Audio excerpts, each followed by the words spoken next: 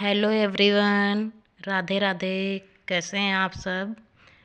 I hope आप सब बहुत अच्छे होंगे। मैं रीना डिजाइनर एंड ब्लॉग्स में आप सभी का स्वागत करती हूँ। मैं आज आप लोगों के लिए ब्लाउज में फ्रंट नेक और बैक नेक में जो कपड़ा निकलता है ना, आज मैं उसी का रीयूज करने का आइडिया बताने जा रही हूँ। दो आइडियाज़ बताऊंगी जो कि आज तक पहले किसी ने नहीं बताया होगा और बहुत ही यूजफुल हैं। तो वीडियो को पूरा वॉच कीजिएगा फ्रेंड्स, स्किप बिल्कुल भी मत कीजिएगा, तभी आप लोगों को पता चलेगा कि मैंने क्या बनाया है। यहाँ पर मैंने एक ब्लाउज सिला था और उसमें थोड़ा कपड़ा मुझे फ्रंट नेक और बैक नेक का दिख गया। मुझे ये कपड़ा अच्छा लगा तो मैंने इसका रीयूज करना बताया आप लोगों को। और आप लोगों को कैसा लगा आप लोग ज़रूर बताइएगा कमेंट्स करके। और इस तरह के कपड़े को हम लोग बेकार समझकर फेंक देते हैं, तो उससे अच्छा है कि हम उसका कुछ रीयूज करके अपने लिए कुछ बना सकें।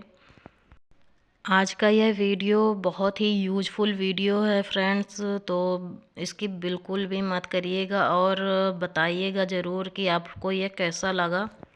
आप लोगों को मेरी वीडियो पसंद आती है तो प्लीज़ लाइक करिए, कमेंट्स करिए एंड फैमिली फ्रेंड्स में शेयर करना बिल्कुल भी मत भूलिएगा फ्रेंड्स, ताकि और भी लोग इस तरह की नई नई चीज़ें बना सकें।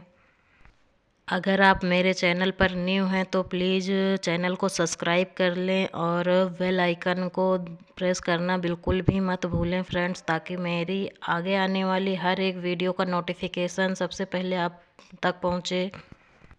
मैंने यहाँ पर 2 आइडियाज़ बताए हैं जो बिल्कुल न्यू हैं। और यहाँ पर फ्रंट नेक और बैक नेक का जो कपड़ा निकला था ना, एक उसका है और दूसरा आर्म होल में जो कपड़ा बचा था उसका है।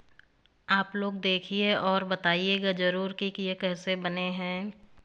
मैंने यहाँ पर कोई भी चीज़ मार्केट से नहीं ली है और घर में ही बेकार पड़ी हुई चीज़ों से मैंने बनाया है। ये जिप वगैरह सब मेरे पास पहले से ही पड़ी थी किसी चीज़ की निकली हुई, मैंने उन्हीं को लगा कर के ये बनाया है। ये दोनों फ्री के आइडियाज़ हैं और आई होप आप लोगों को ज़रूर पसंद आएंगे। तो चलिए बनाते हैं और आप लोगों को दिखाते हैं कि ये कैसे बने हैं।